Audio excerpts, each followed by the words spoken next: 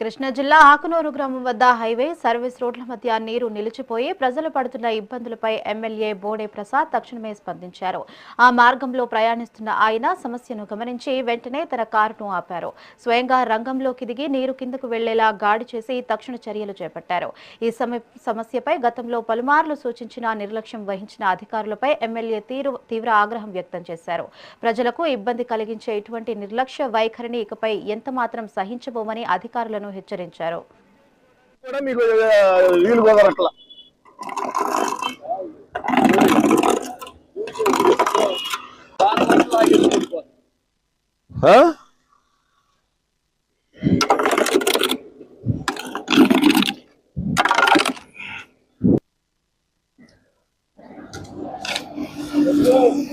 కనీసం ఒక్కసారి కూడా ప్రయత్నం చేయలే మీరు.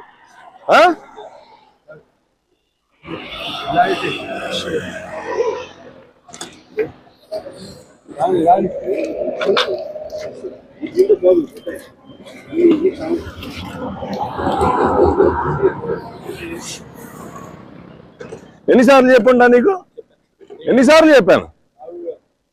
చిన్న పని చెప్పలేదు.